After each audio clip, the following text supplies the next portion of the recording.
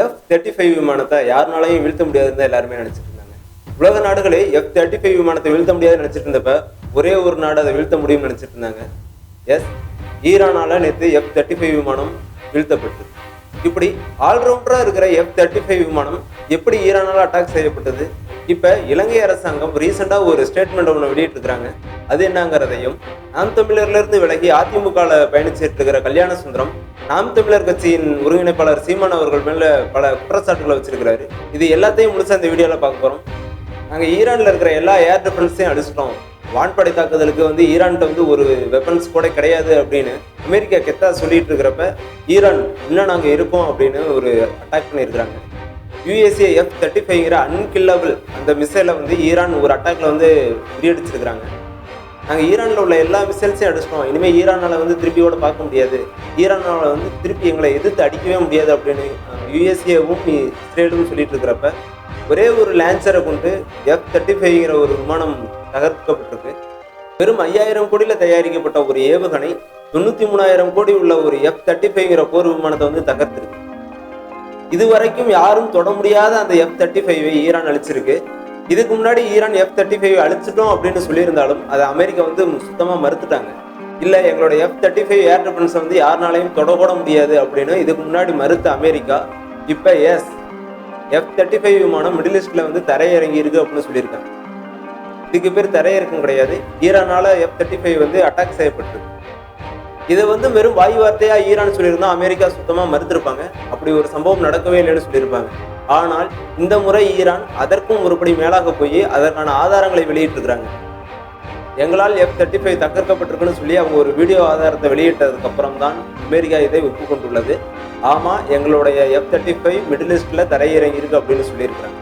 இது தரையிறங்க கிடையாது, அது தகர்க்கப்பட்டு அதுல இருந்த பைலட் எஜெக்ட் ஆகி அது மிடில் ஈஸ்ட்ல லேண்ட் ஆகல, விபத்துக்குள்ளாயிருக்கு.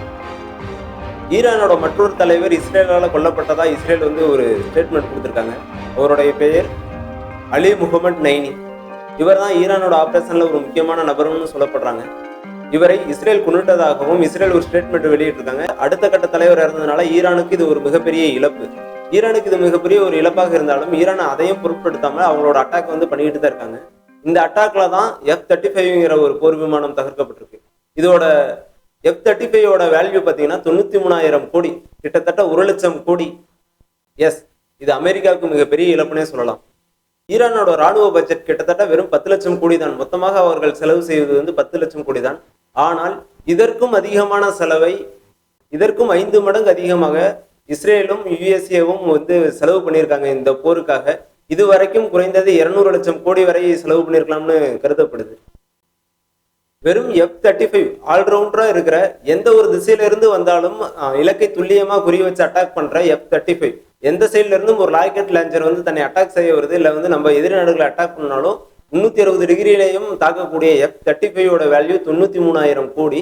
F-35 அடிச்ச ஒரு missile passive infrared air defence system. Passive இன்ஃப்ராரெட்ங்கிற அந்த ஒரு காரணத்தினாலதான் அந்த F-35 இதை ரீட் பண்ண முடியாம திணறி இருக்கு. அடுத்து பார்த்தோம்னா ஸ்ட்ரெய்ட் ஆஃப் ஹார்மஸ். வெறும் 400 கிலோமீட்டர் பரப்பளவில் இருக்கிற இந்த ஸ்ட்ரெய்ட் ஆஃப் ஹார்மஸை இன்னும் எதனால இஸ்ரேலும் யுஎஸ்ஏவும் உலக நாடுகளால திறக்க முடியல? ஏன்னா இது ஈரானோட கட்டுப்பாட்டில் இருக்கு.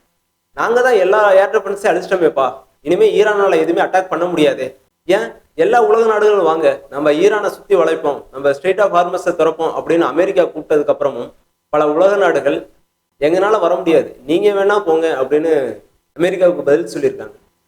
இது அமெரிக்காவுக்கு ஒரு ஏமாற்றமா, இல்ல அமெரிக்காவை எந்த உலக நாடுகளும் நம்பலையா? சரிப்பா, நான் அமெரிக்காவை நம்பி என்னோட ஏர் டிஃபென்ஸ் ஏர் போர்ஸ் எல்லாம் எடுத்துட்டு நான் ஈரானுக்கு வரேன், அந்த ஸ்ட்ரெய்ட் ஆஃப் ஹார்மஸை திறக்கலாம் அப்படின்ட்டு நாங்கள் இந்த இடத்துக்கு வர்றோம் அப்படின்னா சொல்ல முடியாது. ஈரான் பல ட்ரோன்களை கொண்டு வர எதிரி நாடுகளை தாக்கலாம். இதனால பெரிய இழப்பு யாருக்கு? ஈரானுக்கா, இல்ல ஸ்ட்ரெய்ட் ஆஃப் ஹார்மஸை திறக்க போறோம்னு போற எல்லா நாட்டுக்குமா? எஸ், நம்ம எந்த நாடெல்லாம் அமெரிக்காவோட சேர்ந்து ஸ்ட்ரெய்ட் ஆஃப் ஹார்மஸை திறக்கணும்னு போறோமோ அவங்களுக்கு தான் மிகப்பெரிய இழப்பு ஏற்படும். ஏன்னா இது ஈரானுக்கு பெரிய இழப்பா இருக்காது. ஏன்னா அவங்க ஒரு ட்ரோனை கொண்டு ஒரு ட்ரோனை அட்டாக் பண்ணோம் அப்படின்னா அந்த ட்ரோன் ஏற்படுத்துற சேதம் அந்த நாட்டோடைய பொருளாதாரம்.